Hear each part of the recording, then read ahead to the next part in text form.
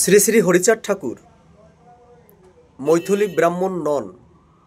তার পূর্বপুরুষ কোনো দিনেই মৈথিলী ব্রাহ্মণ ছিলেন না। জয় হরিচাঁদ, জয় গুরুচাঁদ। আমি আপনাদের জয় মিত্র বলছি।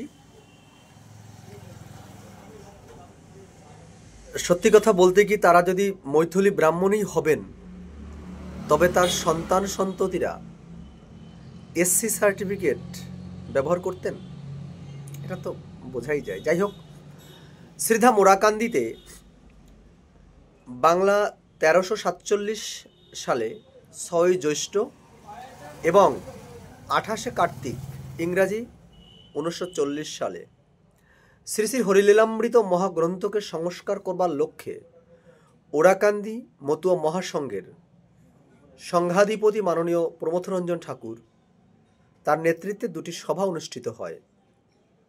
বাংলার প্রায় সমস্ত শিক্ষিত বিশিষ্ট মতুয়া গোসাই পাগল সাধুদের মিলিত 3500 মানুষের উপস্থিতিতে শ্রী শ্রী হরিলীলামৃত মহাগ্রন্থকে পরিবর্তিত ও পরিবর্ধিত করে দ্বিতীয় সংস্করণের দ্বারা সংশোধনের কার্যধারা গ্রহণ করা হয় এবং সর্বসম্মতিক্রমে আচার্য মহানন্দ হালদার মহাশয়ের উপর পূর্ণ বিন্যাসের দায়িত্বভার অর্পণ করা হয়।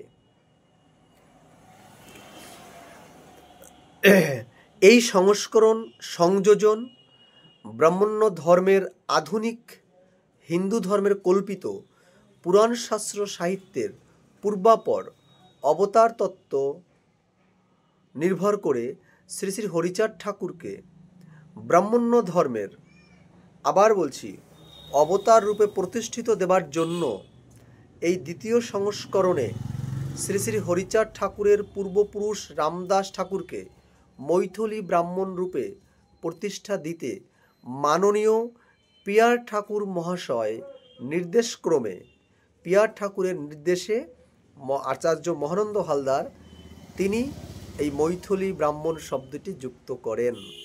আদি লীলামৃতে কোথাও মৈথিলী ব্রাহ্মণ বলে কিচ্ছু নেই। এটা আমরা পেয়েছি 1940 সালের দ্বিতীয় সংস্করণ থেকে। আর সবথেকে বড় কথা, এখন বর্তমানে যে লীলামৃতগুলো ছাপা হচ্ছে সেখানে কিন্তু মৈথিলী ব্রাহ্মণ শব্দটি আর তারা ছাপছে না। তার মানে এটা পরিষ্কার যে হরিচাঁদ ঠাকুর কোনোদিনই কখনোই কোনো সময়ই মৈথিলী ব্রাহ্মণ ছিলেন না। তিনি ছিলেন নমশূদ্র কুলজাত সন্তান। জয় হরি বলুন।